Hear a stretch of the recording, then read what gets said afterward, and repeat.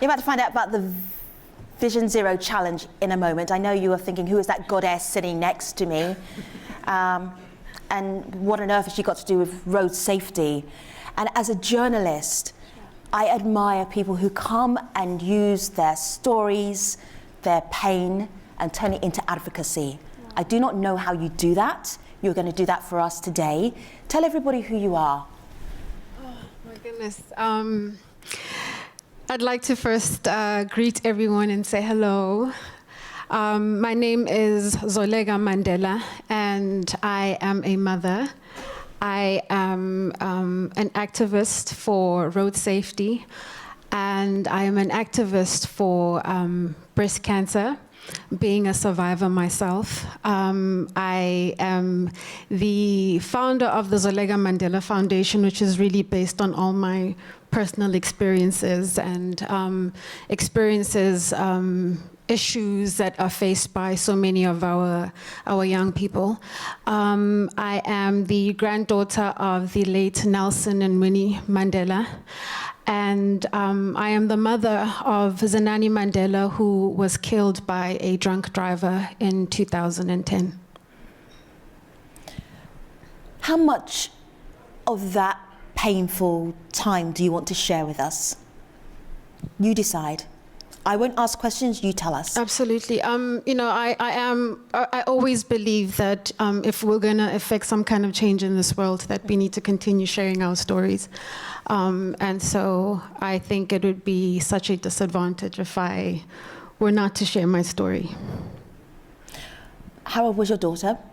My daughter had just turned 13 years old. Okay. And she was barely a teenager for about 48 hours. The statistics for young people dying in road traffic accidents are extraordinary. Share them with our audience. Absolutely. I mean, first and foremost, you know, we continue to lose so many of our children. The reality of the situation is when my daughter took her last breath as a result of the negligence of a drunk driver, 500 other children lost their lives. And that's the reality that we're living with. And, you know, what pains me most about it is, as a mother, is that this is all preventable. You know, and in my campaign work as a global road safety ambassador, I mean, I know I'm not, you know, an expert on the way cities are designed or how roads are built, but, you know, in my experiences and working with the likes of organizations like Amend NGO, you know, I've actually had one of the best opportunities to go to places like Accra and work with Amend NGO that actually, you know, invest themselves in, you know, safeguarding the lives of children and other vulnerable users, road users, especially in sub-Saharan Africa, and ensuring that, you know, their lives are protected. The only thing I'm going to contradict you on is that you are an expert on how cities are built. You live in one. We live here. Sure. Our children live there. Our families live there. Tell us about the Vision Zero Challenge. We saw the video. Sure. What's your connection? What do we need to know about it? You know, what we need to know about it is that something can actually be done, right? The solutions are there. The solutions are quite affordable. They're quite simple. And I think the quicker that our leaders, the quicker international community actually make these commitments and take action, I think, you know, the more of our children's lives would be spared. It's interesting because we had Etienne on earlier on the first plenary, and he was the only person on that particular conversation talking about road safety, and the conversation kept on coming back to road safety, even though it didn't necessarily flow through the rest of what we were talking about. But it was so important. Have we, as a global community, just overlooked it? It's like, oh, we have cars, we have traffic, people are going to die. Absolutely. Absolutely. We have, and, you know, in many ways, you know, having to turn a very traumatic experience in my life into activism in a way has, you know, comforts me in many ways that, you know, I'm able to, almost be the, the mouthpiece for children who don't have a voice, And part of the work that we're doing with the Child Health Initiative is calling for a global summit on adolescence to say that, our children, we have over 1.2 million that are dying from preventable causes. One of them being road traffic injury, which is the lead killer of our young people. And then you have, major health burdens such as NCDs, issues of sexual reproductive health and mental health. And it just really pains me as a mother of 5. I have 5 children from the age of 23 to 11 months old. And I worry what message that sends to my children, and I think it ought to be a very personal issue for every single one of us.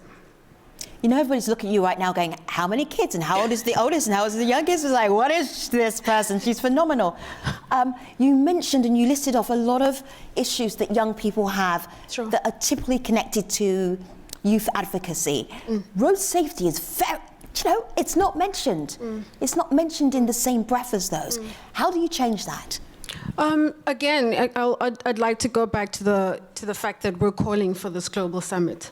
And for me, I think it's very important for me to talk about how we really need to look at all these issues that our children, our young people are faced with, and to see them as a connection.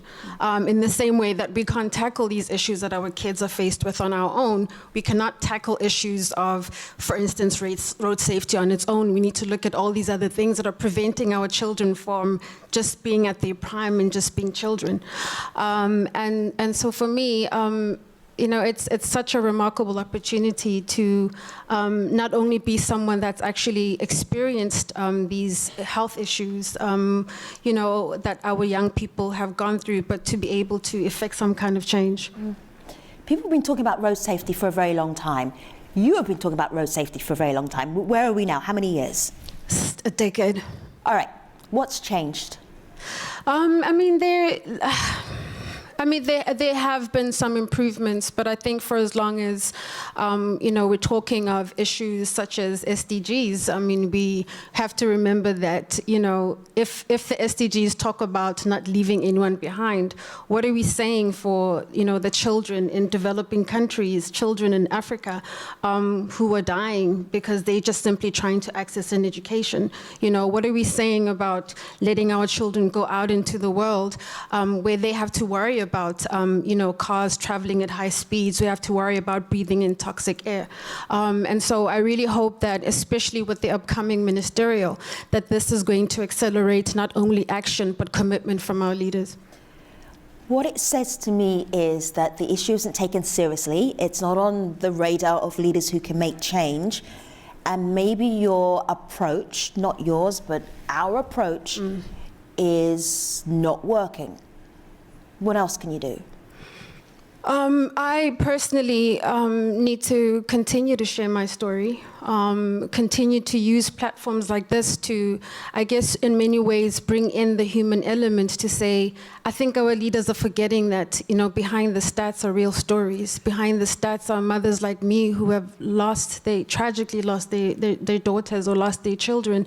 And so many more continue to do so when our leaders can actually, look at the examples of what companies or organizations like Amend NGO are doing, where, they're doing things as simple as, giving children safe sidewalks, giving children safe cross paths, and identifying high-risk areas to ensure that our children are safe. I'm just thinking about 10 years ago with the climate action movement. It was almost non-existent. And now it's pretty radical. And it's led by young people. Absolutely. Are you looking at that as perhaps maybe some kind of inspiration? I think it is. Do you have to get that serious in order to make change? Absolutely. And I'm glad you said that, because I think, young people can drive cities. Young people have so much power. Young people can make such an impact with regards to social change. And I think it's high time that we listen to their pleas. It's high time that we make them feel like they're heard and make sure that they feel supported. What have you learned in 10 years? Be candid.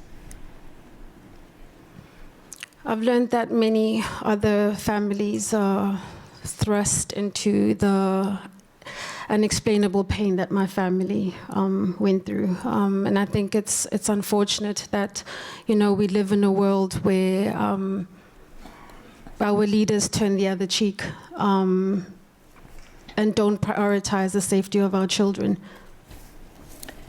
The Vision Zero challenge is audacious. There are very few issues where you say, these are the number of deaths, and we can cut them to zero. That's what you're saying. Explain how that's possible. Okay, it is. An example is you see it in cities like Oslo in Norway.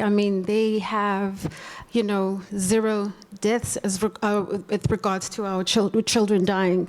And, that makes you think about, obviously, the way in which they've implemented, their efforts. And that is, speed.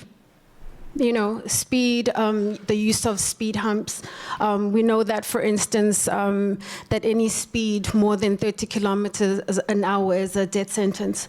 And so I'd like to also go back to, amend to say that, they've reminded us that, these are simple measures that can actually be put in place.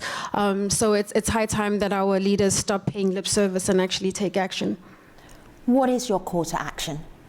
My call to action is for our leaders and for everyone here to support our summit on adolescence, to say that we really need to ensure that we do whatever it takes to safeguard the health and the well-being of our children. How do you keep coming to conferences like this and keep telling, I am thinking probably the worst thing that ever has happened to you in your life, over and over again? Because our young people are not here to make those pleas themselves. Zuleika Mandela, thank you for coming. Thank you so much, Femi. Thank you for sharing your story. Thank you.